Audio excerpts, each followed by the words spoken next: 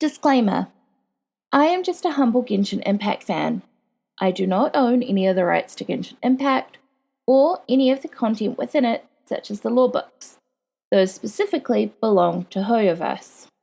What I do have, however, are friends with things like learning disabilities, such as dyslexia and ADHD, or very little free time, making reading the lore books either in-game or on wiki pages hard for them.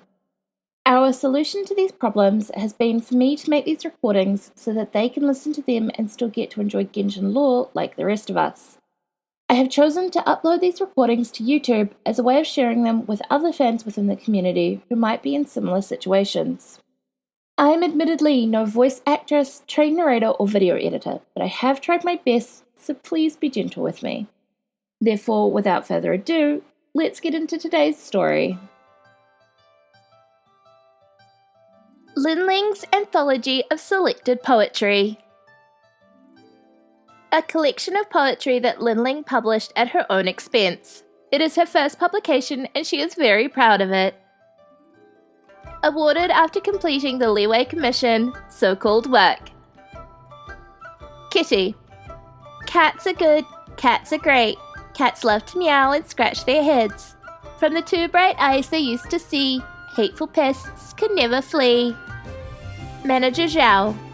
The shipyard overseer goes for a doze, his sleep so deep with a great big snore. From far you'd think the Geolord had stomach woes, but up close he sounds like a large wild boar.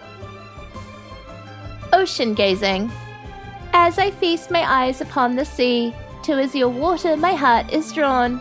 The oars of yon ships appear unto me like the many limbs of a gigantic prawn. Ocean gazing yet again.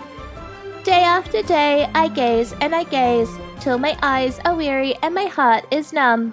Year upon year I write and recite, but I am to my poems an audience of one. Time after time, ships will set sail like brave little riverfish bound for the sea. Sooner or later, the tides they will turn and drown out the ones who dismiss poetry. The streets by night. A delightful sight is the star-like light from the lamps on the street with the myriad eats. But alas, no respite from that poor little tyke named Chang Chang, whose weeping is hardly discreet. Mount Tianheng. Tianheng is big, Tianheng is tall, Tianheng is huge like a great city wall. Too strong for monsters, bandits and all. What a great big huge tall strong city wall. Spring by the harbor. The silken flora that blossom in spring, their flowers seem woven of some thread within. It feels like it's silk, but has a faint smell. Could it be both silk and flower as well? An ode to chop suey. My Zhongyan chop suey is going to waste. There's far more salt in here than I care to taste. Just one mouthful in and I'm gasping for breath. Why is this so salty? I gently protest. That's just how we make it, declares Sir Enyang. For the few who can't take it, there's plenty who can. Other information. The so-called Work Commission is the second of Lingling's quest and follows after 1 ship, 2 ships, 3 ships.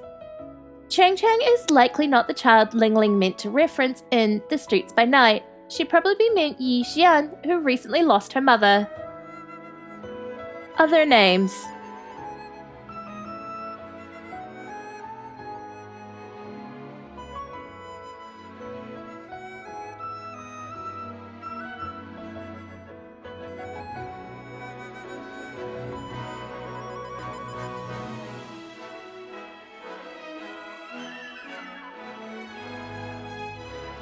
Sources.